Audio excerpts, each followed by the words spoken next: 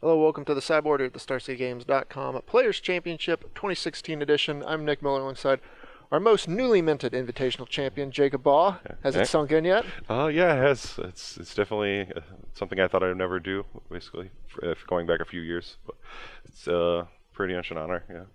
Well, you won the event in convincing fashion. Yep. You did it so with Naya Aetherworks, which is a deck you're bringing back to the Players Championship here. Yeah, I tried a bunch. I actually didn't test much with the deck I'm actually playing, which is kind of weird. I tried a bunch of different decks to see if there was something that could dethrone Marvel as where it's standing, I think, in the format. I didn't find anything that was convincing enough to play something else, so I just ran it back. So I didn't make any really changes to my main deck. Mostly just the sideboard changes. Okay, so if you can't find anything that beats it, might as well just play it again. Yep. All right, well, let's dive into it. We saw it on display in Atlanta. Aetherworks Marvel, this is the card the deck runs around. Yeah, it's pretty great. A lot of times you change the numbers of how many you have post-board, but it's definitely the biggest draw to playing this deck. And casting really quick Emrakul's is pretty unbeatable in this format. Just the Emrakul itself is just so absurdly powerful. Yeah. You thought that it was just a fixed Mindslaver, but it's still just as good. Yeah. The turn, it's like unlikely to matter most of the time. Right. Front page, these are the cards that kind of do everything for the deck here. Your Marvel is going to find either Emrakul or it's going to find Ishkanah, which is going to kind of give you the time. Or you can just hardcast Ishkanah, which we saw you guys do playing this deck. Hardcasting Ishkanah is basically what gets you to the later turns and when you don't have Marvel, and buys you enough time to just actually hardcast your Emrakuls, which is certainly happens more than I would say you hitting it off Marvel. Yeah. So yeah, we definitely saw a lot of Marvels just whiff, including in your semifinal where you kind of whiffed twice before really finding the piece that won you that match. It's kind of weird. Yeah, there's whiffs and then there's rebuys, and it's a lot different when you hit like a puzzle knot or enough energy to just use it again, and compared to just hitting actual nothing, which was what I think I hit most of the time. Yeah. It was just maybe 1 or 2 energy off the cards I found. So all right, we'll keep moving through the pieces here. This is kind of what separates your build and the Naya build from most of the other ones. You know, we saw Teamer, we saw Green-Red. Naya here with Nahiri being the real draw to this deck. Yeah, Nahiri is just fantastic against the mirror, first of all, and against blue-white, removing stasis snares is pretty important, because most of the time they'll get to quell your Marvel and even just like tempo you out of the game with multiple quellers. Just having more answers to that and stasis snares for your early creatures helps so much in those early turns against that matchup where you can decide if you're going to live or just get run over. So it's a huge draw, I would say. And also great in the mirror, which we saw in the finals. Yeah.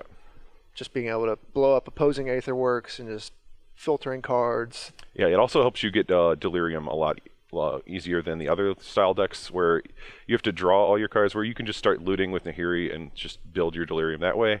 And just having more Planeswalkers in your deck has you more types that you can get in your graveyard. So.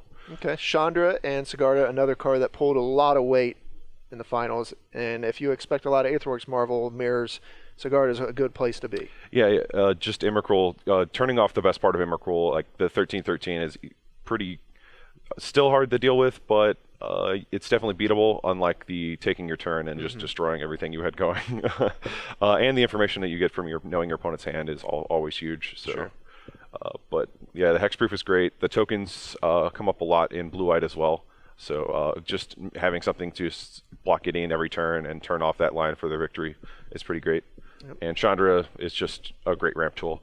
And it's another removal spell, which the deck doesn't have that many, so it helps a lot. I think when people were looking at Chandra, everyone said, you know, she will be as good as her ramp ability is good. Yep. And this deck really lets you see how powerful that is when you get to play Emrakul hardcast ahead of schedule. Yep. Moving on for the rest of the cards here, this is kind of where we start finding our Energy Core and our Delirium Core. Conduit, and then the Harness Lightning along with the Vessel here. Yeah, Conduit serves a huge role in this, obviously powering out your spells faster and just giving you energy when you need it for your Marvels. And it just trading off a 2-mana 2/2 in the early turns against like Grimflare and stuff like that is just also useful too. Yeah, so. Got the removal spell, then we can move on to the next one because we're going to have kind of more of the same.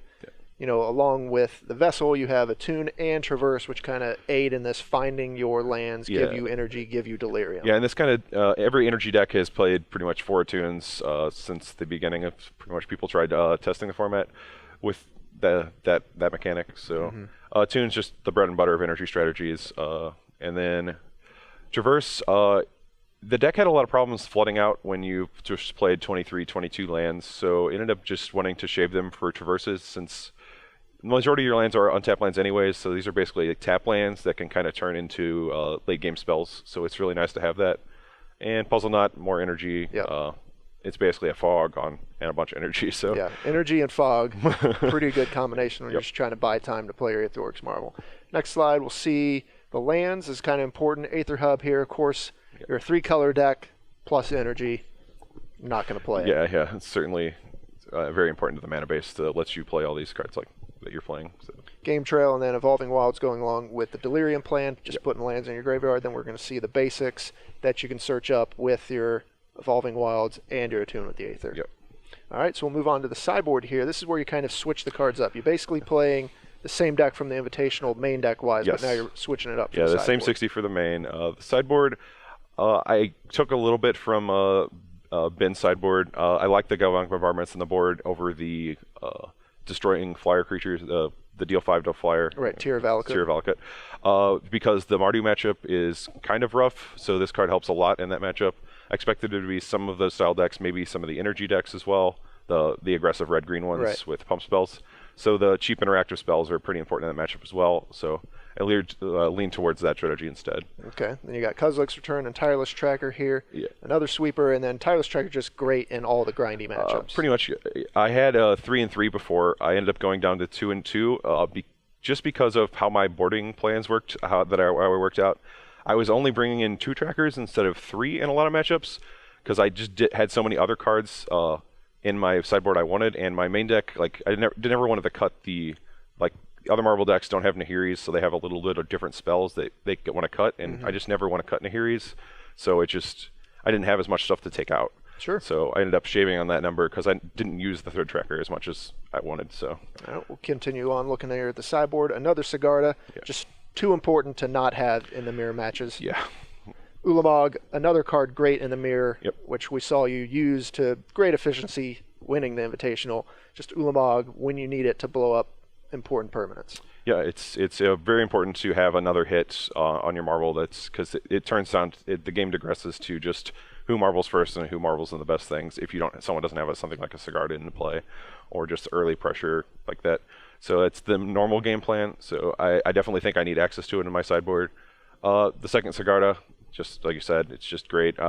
Just 1 extra copies. Can't find room for it in the main deck. I don't know if it maybe should be there, but I don't know what to change around to get it there. So, and I went with Fragmentize for my way to kill artifacts and enchantments, mostly because it kills the Marvel compared to the green one that only hits 3 drops. Sure. Natural state. I went I just wanted a 1 mana spell because I don't want to take my whole turn off to kill it and place the 3 mana one that gains 2 life. Right. You also don't have to kind of overload on that because you already have Nahiri, which kind of can help you with that. Yeah, I only had 2 before. I went down to 1. So. Okay, look, one more slide to go here. We're going to see another Ishkanah, Nissa, and Clipwings as a kind of new way to kill flyers. Coming from your previous version with tiers. Yeah, I had Clipwings for a while. Ended up making it. It was 2 tiers, 1 Clipwings. Made it 3 tiers. Mostly because I thought Blue White was going to be more important, but I actually decided I want Clipwings for the Mirror because it kills Sigarda and Emrakul. Sure. So having answers to those cards is pretty important. And against black-green, it can kill demons, which can pressure you early. If they're going to win a game, they're going to steal it from you with early aggressive creatures. So Clipwings helps a lot for fighting demon, and kills Emrakul, obviously, still in that matchup. Sure. It's all right. Nissa, you can go over real quick. Yeah. Nissa so much, not so much. I was going to talk about the 4th Ishkanah, but the Ishkanah was pretty much there for blue-white. I just think you want access to 4 of them, so I wanted adding the other one. World Breaker here, another card that's just great off Marvel and good in the mirrors. Yeah, that's pretty much only for the mirror. You can board it in against you play against one of the the blue-black. I don't care, the enchantment that makes tokens, that deck. Right. Yeah, just the super grindy matchups that you would just want threats you can bring back. And we got to mention the token here. We got to see this unveiled, last week on Twitter. Now you kind of seeing it here again. Yeah, I see the actual layout and not just the picture. Yeah, I love the art. It's great. It's everything I wanted in. So, and it looks great on the token. So, all right, I'm very happy with it. Invitation to win. You got the token. You've seen the token. The token will be coming soon. Yep. But now we got the Players Championship. How are you feeling for this event? Pretty good. I like my shot so far. So, if everything falls the way I expected it to. So. Okay. Quickly, how do you think the standard metagame is going to shake out? Mostly the same. I don't think a lot of players are going to switch off the decks they've been playing. But I think maybe some of the green-white deck that Wesco unveiled at GP Denver could make a appearance here. But that's the only deck that's kind of new that would break from the mold. All right. Well, you're the player coming in with the most momentum on the biggest streak, so you got to be feeling pretty good, right? All right. Well, Jacob, best of luck here in your first Players Championship. I'm Nick Miller here in the Cyborg. Stay tuned to StarCityGames.com all weekend long for the action here in Roanoke.